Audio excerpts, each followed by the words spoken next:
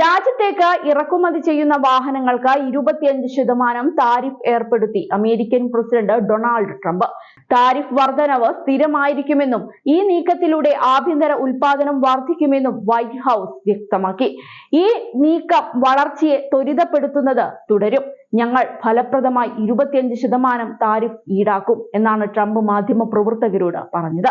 മറുവശത്ത് ട്രംപിന്റെ ഈ നീക്കം ആഗോള വിതരണ ശൃംഖലകളെ ആശ്രയിക്കുന്ന വാഹന നിർമ്മാതാക്കളെ സംബന്ധിച്ച് വലിയ തിരിച്ചടിയാണ്. പ്രതിവർഷം $100 ബില്യൺ വരുമാനം പ്രതീക്ഷിക്കുന്നതിനാൽ താരിഫ് US വാഹന നിർമ്മാതാക്കൾക്ക് പോലും പ്രവർത്തനങ്ങൾ കൂടുതൽ സങ്കീർണമാക്കുമെന്നാണ് വിലയിരുത്തപ്പെടുന്നത്. ഒരു വാഹനത്തിന്റെ എല്ലാ ഭാഗങ്ങളും ഒരു രാജ്യത്ത് തന്നെ ഉൽപ്പാദിപ്പിക്കുന്നതിന് പകരം പല രാജ്യങ്ങളിലായി ഉൽപ്പാദിപ്പിച്ച് ഏതെങ്കിലും ഒരു രാജ്യത്ത് എത്തിച്ച് കൂട്ടിച്ചേർക്കുന്ന രീതിയാണ് പല പ്രമുഖ വാഹന നിർമ്മാതാക്കളും ഇന്ന് ചെയ്യുന്നത്. അമേരിക്കൻ കമ്പനികളും ഈ രീതി തുടരുകയാണ്. 20% തീരുവ നടപ്പിലാക്കുന്നതോടെ അമേരിക്കൻ കമ്പനികൾ ഇറക്കുമതി ചെയ്യുന്ന വാഹന ഭാഗങ്ങൾക്കും അധിക തുക നൽകേണ്ടി വരും. എന്നാൽ ഈ നടപടിയിലൂടെ അമേരിക്കയിൽ തന്നെ കൂടുതൽ ഉൽപാദനം നടക്കുമെന്നും US, കാനഡ, മെക്സിക്കോ എന്നിവിടങ്ങളിൽ വ്യാപിച്ചു കിടക്കുന്ന പരിഹാസ്യമായ വിതരണ ശൃംഖല അവസാനിക്കുമെന്നും ട്രംപ് പറയുന്നുണ്ട്. ട്രംപിന്റെ പ്രഖ്യാപനത്തിനു പിന്നാലെ ജനറൽ മോട്ടോഴ്സിന്റെ ഓഹരികൾ ഏകദേശം 3% ഇടിഞ്ഞു. അതേസമയം ഫോർഡിന് നേരിയ നേട്ടമാണ് ഉണ്ടായത്. ജീപ്പിന്റെയും ക്രൈസ്ലറിന്റെയും മാതൃ കമ്പനിയായ സ്റ്റെല്ലാന്റിസിന് ഏകദേശം 3.6% ഇടിവാണ് നേരിട്ടത്.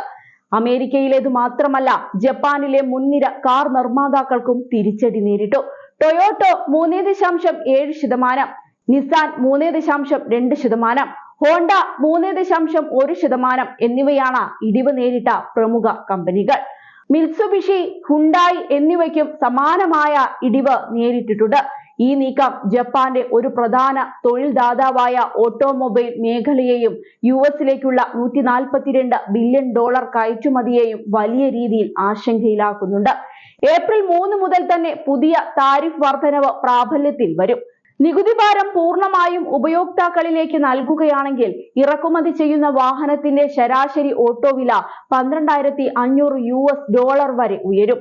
ഇത് മൊത്തത്തിലുള്ള പണപ്പെരുപ്പത്തിനും കാരണമാകും. അതേസമയം ട്രംപിന്റെ നീക്കത്തിന് മറുപടിയുമായി കനേഡിയൻ പ്രധാനമന്ത്രി മാർക്ക് കാർണി രംഗത്ത് വന്നു. ഇത് വളരെ നേരിട്ടുള്ള ആക്രമണമാണ്. ഞങ്ങൾ ഞങ്ങളുടെ തൊഴിലാളികളെ സംരക്ഷിക്കും, ഞങ്ങൾ ഞങ്ങളുടെ കമ്പനികളെ സംരക്ഷിക്കും, ഞങ്ങൾ ഞങ്ങളുടെ രാജ്യത്തെ സംരക്ഷിക്കുമെന്നാണ് കനേഡിയൻ പ്രധാനമന്ത്രി മാർക്ക് കാർണി പറഞ്ഞത്.